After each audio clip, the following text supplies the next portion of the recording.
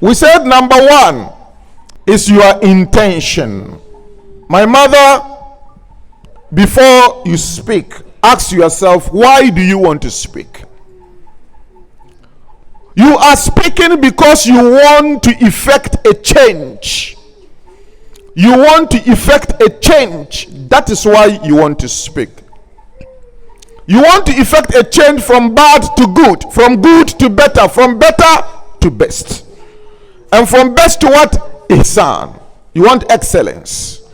Keep that in mind. Never and never forget about that one. And the change you want that change for the sake of Allah. Allah, the pillar and the root of your change is Allah. So remove any other desire from your heart and throw away and put only Allah. That is the only change you want. La ilaha illallah. So you have some desires in your heart that are smaller goals. Before you speak, remove those desires and throw away. And don't mix those desires with your desire to spark hatred and anger within you to accompany your speech in such a way that you lose the intention and the reason, the goal, the reason why, the purpose you want to speak, and you begin to shout and you begin to insult and you begin to hate the other side. Yesterday I said the intention is number one, your own intention.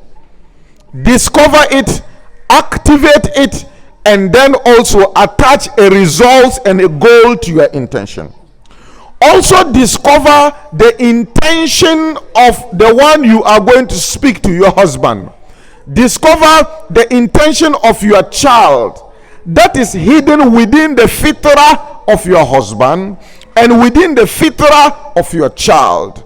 And all deeds that are hidden within the fitrah, within our nature, our desire and instinct for such deeds are not haram. It is when we bring it up to the level of amal, to the level of deed, that they become what? Haram. The desire to have a lady within us, that lust, it is not what? Haram. But when we bring it up to the level of amal and we decide to go and apply it on somebody else, not our husband, not our wife, that is when it becomes what? Haram.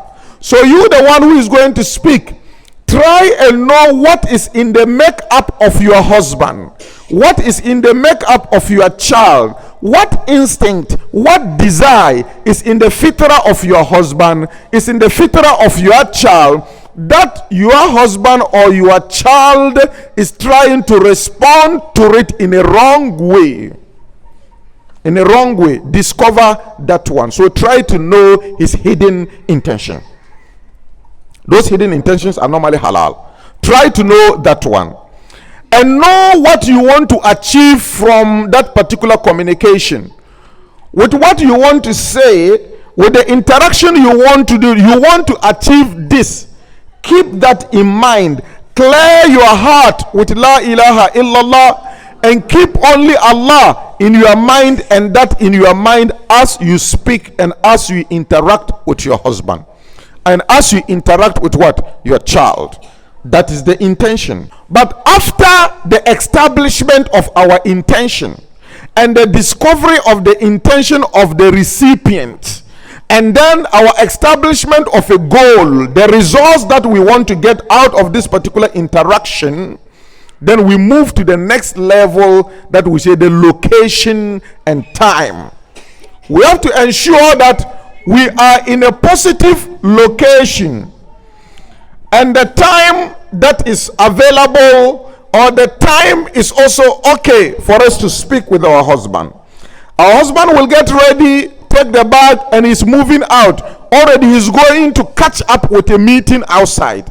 There is a meeting, there is this thing outside. That is the time you want to quarrel with your husband? That is the time you want to discuss something with your husband? No, he cannot give you what? The attention at that particular time. So you look at the location and you look at the time before you can talk. If within the location you have your children, your girls, your boys, they are all there, maybe an uncle or somebody else, then you stand within that particular environment, then you want to advise your husband. No. Men by nature will find it difficult to receive anything, whether good or bad, that comes in a form of command from their wives. They don't want to do that one.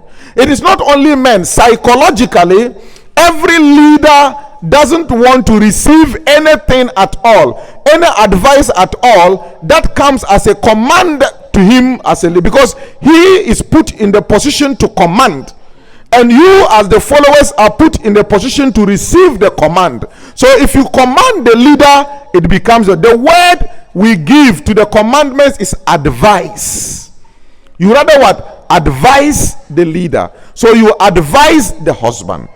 And if you are a smart wife, no matter good the advice is, don't make the origin look like it is coming from you, but the origin should come from him, from your what? Husband. The origin should come from somebody your husband respect. The origin should come from somebody your husband also admit and recognizes as his leader. Then your husband will find it what? Comfortable to receive that advice. But you want to give it direct to him, from him. If the husband is somebody who doesn't fear Allah very much, he will resist. You have been brought to him for him to train you, but not for you to train him. Unfortunately, these are some of the thinking of what? Some of the husbands. You need to be very conversant and careful about your husband's reference point and preferences. Who does your husband respect? What does he say? You need to be careful about that one, so that from time to time you can make reference to that one, but not coming from what? You. So the time and location is very important. The location should not be a place where there are so many people there. If there is privacy in the location, that is the best. If there is less noise in the location, that is the best. If there is enough lightening and then also enough ventilation, that is also what? The best. Especially if it is not things that is relating to intimacy, romance. That one with a dim light, that is also what? Better than bright what? Light. Then the best time for you, normally it is the time that he is less busy, or scheduled what? Time. The only thing you can rush is to rush for prayers. Anything that disturbs you as a wife, you want to rush and pray. Rush and perform ablution. Rush and open your hand. And rush and tell Allah, Rabbana atina min ladunka rahmatan wa hayyi lana min amrina rashadan. Leave the case in the hands of Allah Azza wa Jal.